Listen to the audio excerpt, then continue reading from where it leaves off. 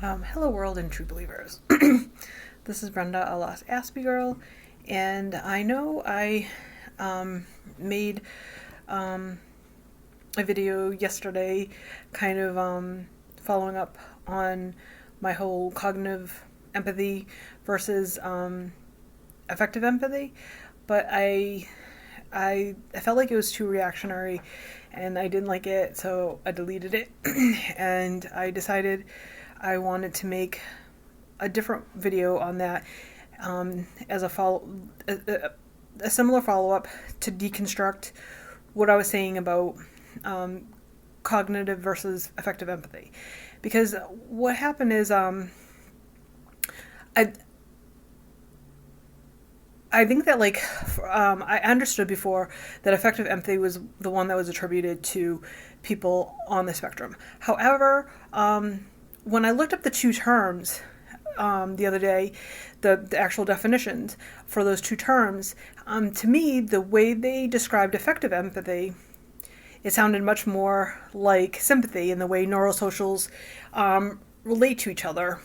That because it said that more like primitive empathy or emotional empathy and having the appropriate emotional response.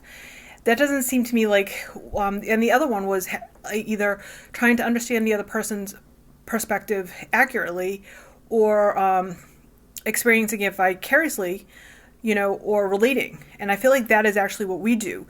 That the empathy that we have is, it's either that we're actually experiencing things from other people's perspective, or we're trying to relate to it, or we're experiencing it vicariously through storytelling or relating it back to ourselves, or actually we're sometimes and the reason we're not able to give sympathy, one is that sometimes the situation is actually causing us to have our own emotional response to that. So we're in that way we're understanding it because we're actually experiencing the same emotion that the other person's having, or we're doing so without judgment, but we don't actually, because we're not actually experiencing any emotion in that scenario, we don't offer the sympathy that is necessary, the appropriate emotional response, because we might understand it without judgment. That doesn't in any way mean that we're gonna give the other person what they need. I think that is something that neurosocials do. Let me break this down a little bit more. Okay, so I'm going to use my sister as an example of this. Growing up, I mentioned in another video that my dad used to always tell me that I was book smart and my sister was people smart. And one of the things I always noticed about her is that she seemed to intuitively understand other people's perspective, but she didn't understand it. Like if you asked her, if you probed her and said, explain things to me from that other person's perspective, she wouldn't be able to verbalize it. However, what she could do is respond appropriately to that situation. She'd either respond with sympathy, giving the person the appropriate sympathy that was necessary in that situation, or she would manipulate them. My sister's very manipulative, and she'll admit that to anyone. She actually takes great pride in her ability to manipulate others. She actually calls it the mind fuck. And my niece Mia, who I have a video on here of, and she's hilarious, she's almost exactly like my sister in this way, in that she intuitively, and I see her doing it now, she always knows when to give a sympathy, but she also knows how to manipulate people. And she's very good at it, getting people to do whatever it is that she wants them to do.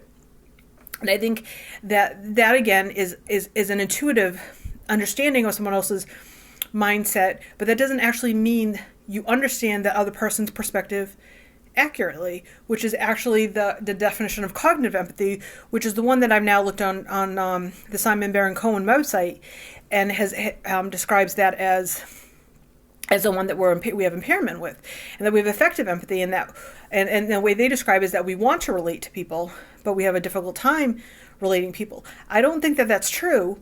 I think that we are able to either relate to people so much so that we actually are experiencing the same thing that they're experiencing, but because we're experiencing that, we don't respond to the other person appropriately, or we're able to do so without judgment, but we still don't give that other person maybe the sympathy that they require in that situation.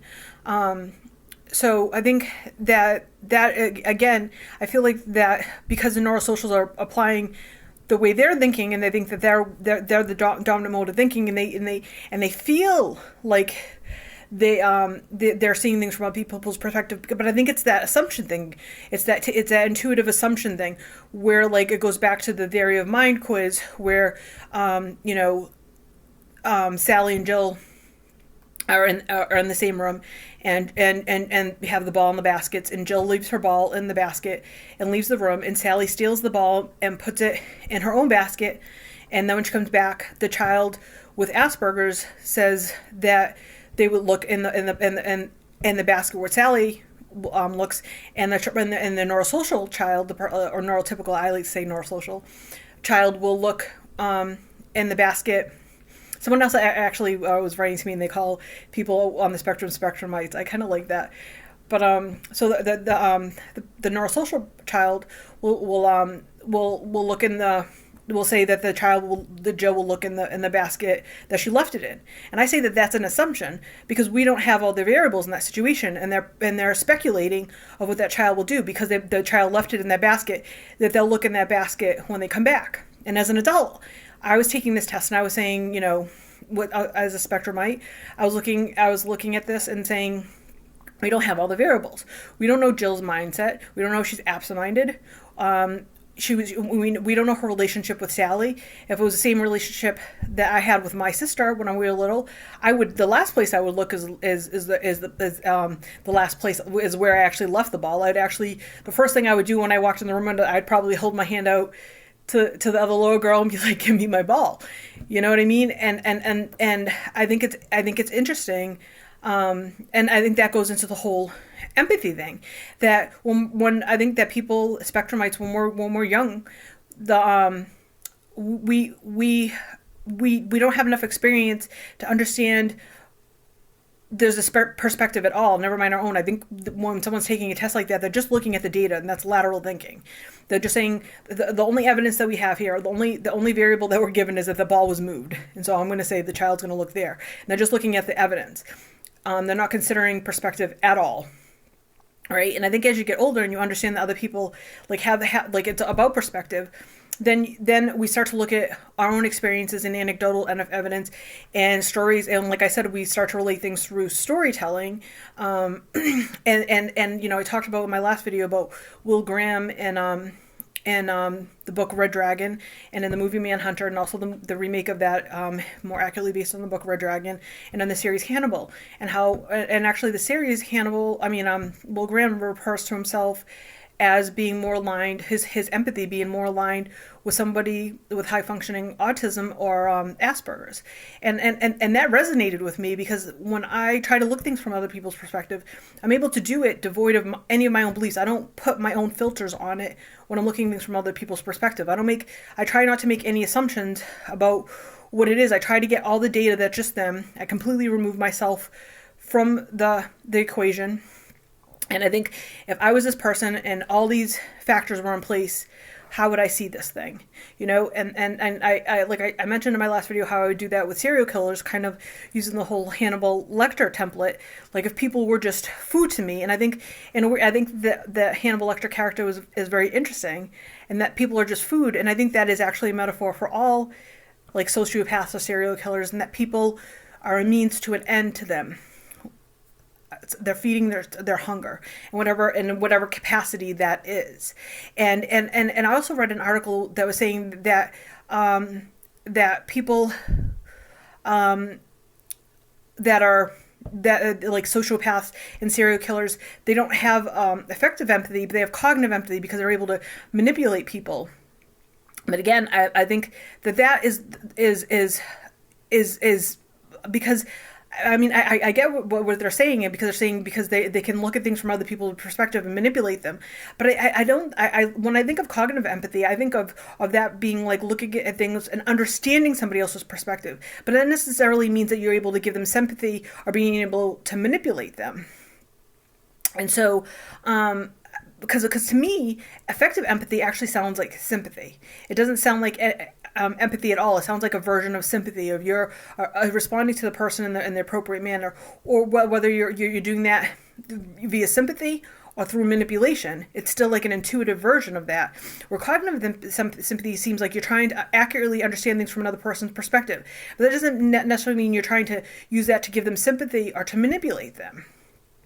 And so I feel like these two terms need to be reevaluated, and the way they're described and the way that they're looked at, because from my perspective, from somebody, a spectrumite, from an Aspie or someone with high function Asperger's, I'm thinking that I don't feel like I have effective empathy because I'm not responding to someone when someone is having an emotional distress. I'm not responding to that with the appropriate emotional response, because it says appropriate. It doesn't say mirroring response and not be able to give sympathy. It's saying the appropriate emotional response, which to me would be like nurturing, right? A form of sympathy, or maybe even using that to manipulate them, which would be an intuitive thing. Because I think if you're strategically trying to get something, like my nephew is a good example.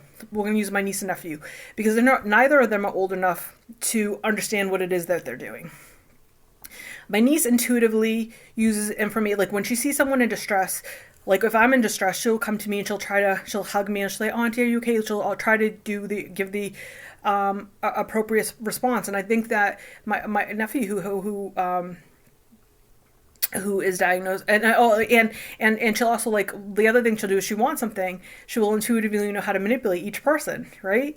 And my nephew who was diagnosed with ASD, he actually he tries to manipulate sometimes because what he does is he wants video games, and a lot of times, like, he knows in order to get that he needs somebody to buy them to you, but he doesn't. But instead, he doesn't actually try to manipulate intuitively. Instead, he tries to negotiate.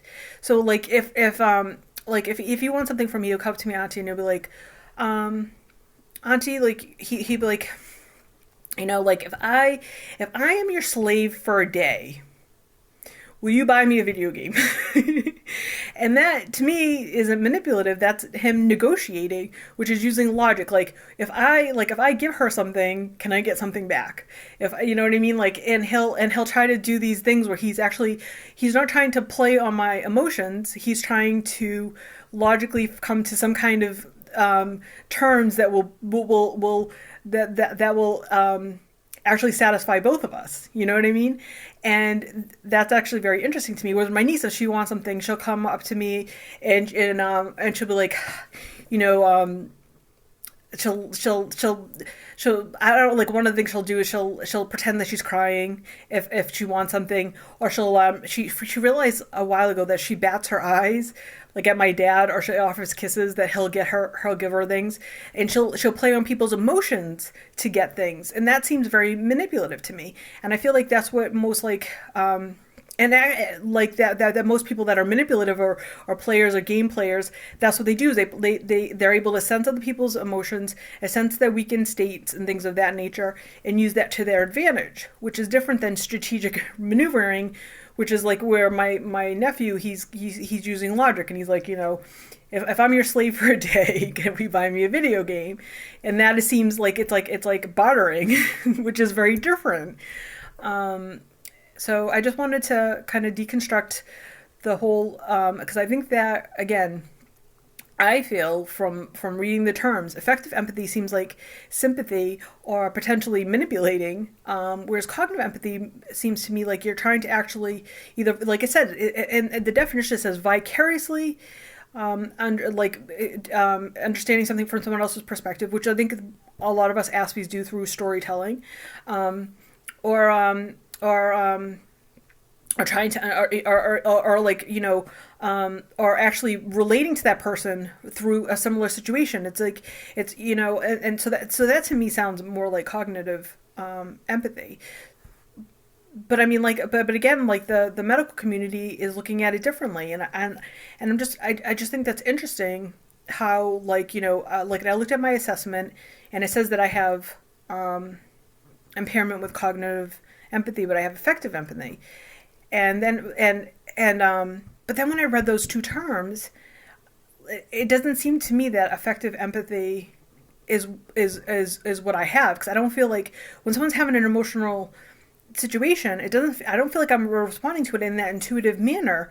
I'm actually either feeling distress about what it is that they're feeling, and I'm not actually able to respond to them at all, or I like explained that whole thing about with Snowden with my father and brother, where like I began to we're watching Rogue One allowed me to see things from their perspective, and then instead of like I still didn't agree with them, but I was able to um, understand things from their perspective without judgment and without like any kind of value judgment or allowing any of my own beliefs to skew that judgment to say, okay, this is how they see things, and I might not agree with it, but I understand, and I'm not going to push it anymore. So I hope that gives a little bit more insight into my whole cognitive versus affective empathy theory. And if you guys have any thoughts or insights, let me know. Okay, bye. Toodles.